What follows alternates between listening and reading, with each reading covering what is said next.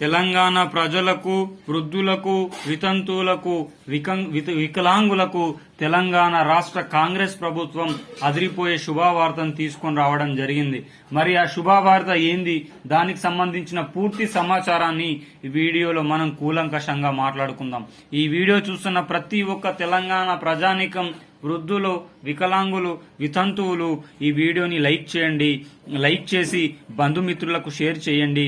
మీరు లైక్ చేయడం వల్ల ఆసరా పింఛన్ల కోసం వేచి చూస్తున్న వృద్ధులకు, వికలాంగులకు, వితంతువులకు ఈ యూస్ఫుల్ అయ్యే కూలంకషమైన వీడియోని అందించిన వారిమవుతాం. అదేవిధంగా మిత్రులారా, మన ఛానల్ ని సబ్స్క్రైబ్ చేసుకోండి. మీరు సబ్స్క్రైబ్ చేసుకోవడం వల్ల తెలంగాణ రాష్ట్ర ప్రభుత్వం గాని, ఆంధ్రప్రదేశ్ రాష్ట్ర ప్రభుత్వం గాని, కేంద్ర ప్రభుత్వం గాని ప్రవేశపెట్టే వినూత్నమైన ప్రజా సంక్షేమ పథకాలను కూలంకషంగా ఎప్పటికప్పటికి సమయానుసారంగా, నిర్దిష్టానుసారంగా ప్రజల ముందుకు తీసుకువచ్చే పనిలో నేనుంటాను. దాని ద్వారా ప్రతి ఒక్క ప్రజలు ప్రజా సంక్షేమ పథకాలకు సంబంధించిన అవసరమైన విధి విధానాలను తెలుసుకొని ప్రతి ఒక్క ప్రజా సంక్షేమ పథకంలో భాగం అయ్యే అవకాశం అయితే ఎక్కువ మోతాదులోనే కనిపిస్తుంది. ఈరోజు ఈ వీడియోలో ఉగాది కానుకగా తెలంగాణ పింఛన్దారులకు కాంగ్రెస్ ప్రభుత్వం శుభవార్త చెప్పింది. 4016, 6016 పెరిగిన ఆసరా పింఛన్లు ప్రతి నెల 7వ తారీఖున ఇక్కడ ఇస్తారు, వెళ్లి తీసుకోండి, ముఖ్యమంత్రి గారు పేర్కొనడం జరిగింది. ఈ ఆర్టికల్ గురించి మనం చూద్దాం.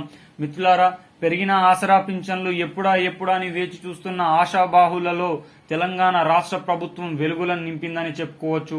ఇప్పటి వరకు 2016 రూపాయల ఇచ్చే పింఛన్లలో చాలా సమయాన్ని తీసుకున్న ప్రభుత్వం కానీ ప్రతి నెల 7వ తారీఖున పెరిగిన ఆసరా పింఛన్లను ఇచ్చే యోచనలో ప్రభుత్వం అయితే కనిపిస్తా ఉంది.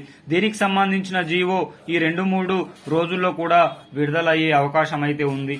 మరి పెరిగిన ఆసరా పింఛన్లు చాలా మంది కొత్త వారు అప్లై చేసుకున్నారు, పాత వారికి కూడా రద్దు కావడం జరుగుతుంది.